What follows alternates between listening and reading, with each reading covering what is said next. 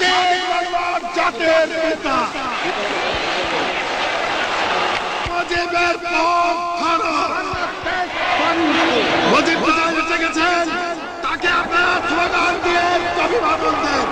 শেখ মুজিবের পথ ধরো, বাংলাদেশ স্বাধীন করো, মুজিব ভাইয়ের পথ ধরো, বাংলাদেশ স্বাধীন করো, পাশের মাঠে তৈরি করো, বাংলাদেশ স্বাধীন করো, বীর বাঙালির অস্ত্র ধরো, বাংলাদেশ স্বাধীন করো।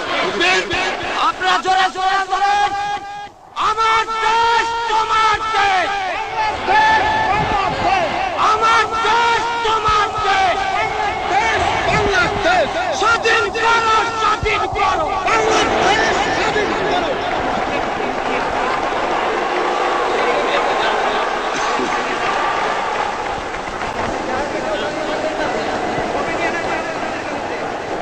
ভাইরা আমার, আজ দুঃখ ভারাক্রান্ত মন নিয়ে আপনাদের সামনে হাজির হয়েছি। আপনারা সবই জানেন এবং বোঝেন আমরা আমাদের জীবন দিয়ে চেষ্টা করেছি, কিন্তু দুঃখের বিষয় আজ ঢাকা, চট্টগ্রাম, খুলনা, রাজশাহী, রংপুরে আমার ভাইয়ের রক্তে রাজপথ রঞ্জিত হয়েছে। আজ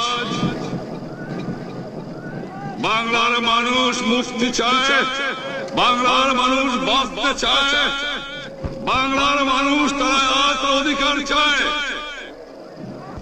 কিন্তু দুঃখের বিষয় আজ দুঃখের সঙ্গে বলতে হয় 23 বছরের করুণ ইতিহাস, বাংলার অত্যাচারের, বাংলার মানুষের রক্তের ইতিহাস, 23 বছরের ইতিহাস, মুমূর্ষ রণালীর আত্মঘাতের ইতিহাস, বাংলার ইতিহাস, এদেশের মানুষের রক্ত দিয়ে রাজপথ রঞ্জিত করার ইতিহাস।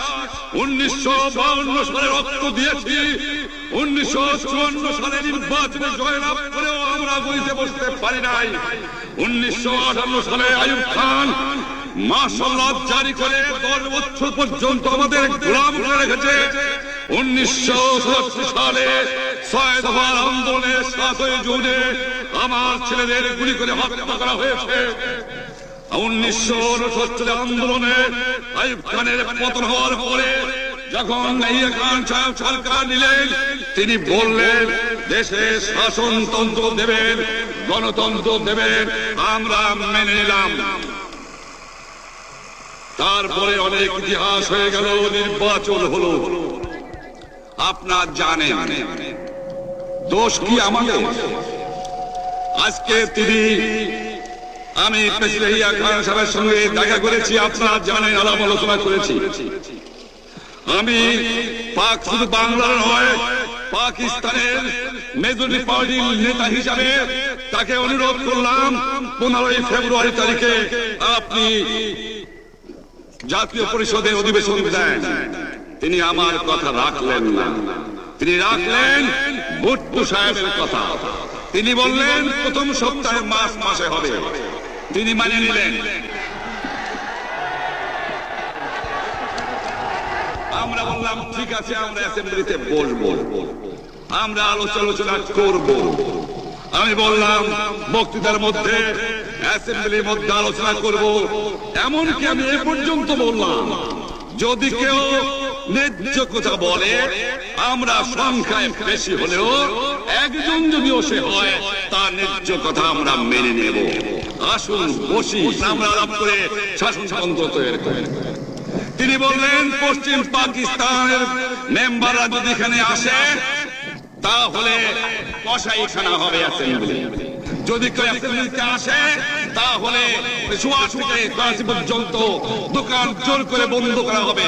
তারপরেও যদি কেউ আসে তাকে সন্ন্যাসার করা হবে। আমি বললাম অ্যাসেম্বলি চলবে। তারপরে হঠাৎ 1 তারিখে অ্যাসেম্বলি বন্ধ করে দেওয়া হলো। কি পেলাম আমরা?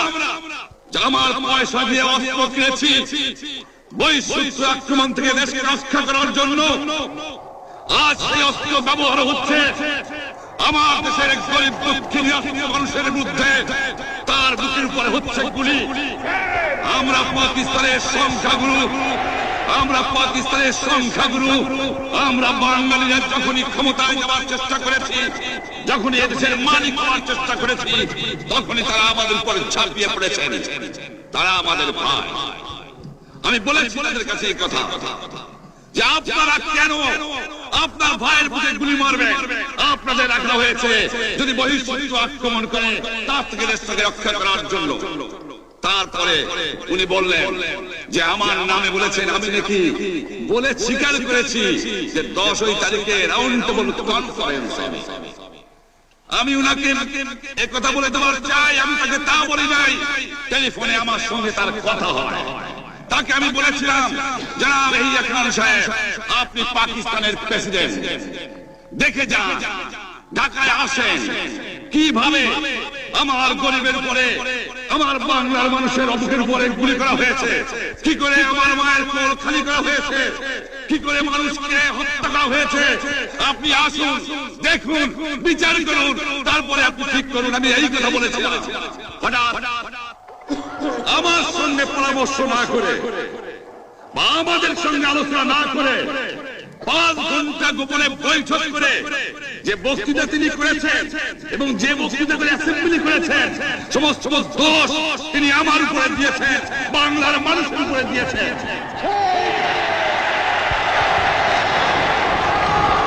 আমি পরিষ্কার মিডিয়ে বলেছি যে এবারে সংগ্রাম আমার মুক্তির সংগ্রাম, এবারে সংগ্রাম স্বাধীনতার সংগ্রাম।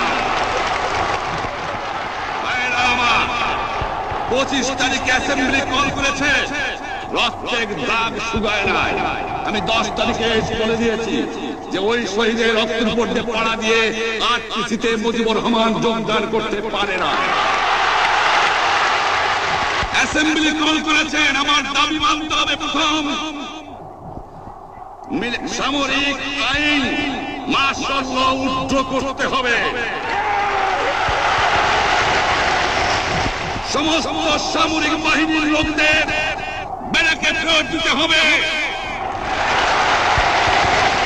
যেভাবে হত্যা করা হয়েছে তার তদন্ত করতে হবে, আর জনগণের প্রতিনিধির কাছে ক্ষমতা হস্তান্তর করতে হবে। তারপরে বিবেচনা করে দেখব আমরা অ্যাসেম্বলিতে বসতে পারবো কি পারবো না। এর পূর্বে অ্যাসেম্বলিতে বসা, আমরা অ্যাসেম্বলিতে বসতে আমরা পারি না। জনগণ সে অধিকার আমাকে দেয় নাই। ভাইয়েরা আমার, তোমরা আমার উপর বিশ্বাস আছে? আমি প্রধানমন্ত্রিত্ব চাই না, আমরা দেশের মানুষের অধিকার চাই। আর যদি একটা গুলি চলে, আর যদি আমার লোকের উপর হত্যা করা হয়, তোমাদের কাছে আমার অনুরোধ রইল, প্রত্যেক ঘরে ঘরে দুর্গ গড়ে তোলো। তোমাদের যা কিছু আছে তাই নিয়ে শত্রুর মোকাবেলা করতে হবে এবং জীবনের চলে রাস্তাঘাট যা যা আছে সব কিছু আমি যদি হুকুম দিতে পারি নাও পারি, তোমরা বন্ধ করে দেবে।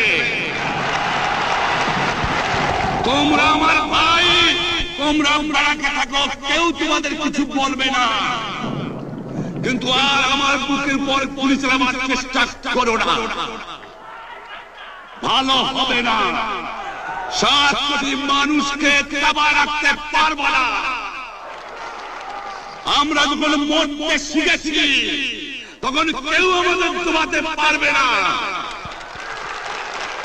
যে পর্যন্ত আমার এই দেশের মুক্তি না হবে, খাজনা ট্যাক্স বন্ধ করে দেওয়া হলো, কেউ দেবে না। তবে অনুরোধ করছি, আপনারা আমাদের ভাই, আপনারা দেশকে একেবারে জাহান্নামে ধ্বংস করে দিয়েন না। জীবনে আর কোনদিন আপনাদের মুখ দেখা দেখি হবে না। যদিও আমরা শান্তিপূর্ণভাবে আমাদের ফয়সালা করতে পারি, তাহলে অন্তপক্ষে ভাই ভাই হিসেবে বাস করার সম্ভাবনা আছে। সেই জন্য আপনাদের অনুরোধ করছি, আমার এই দেশে আপনারা মিলিটারি শাসন চালাবার চেষ্টা আর করবেন না।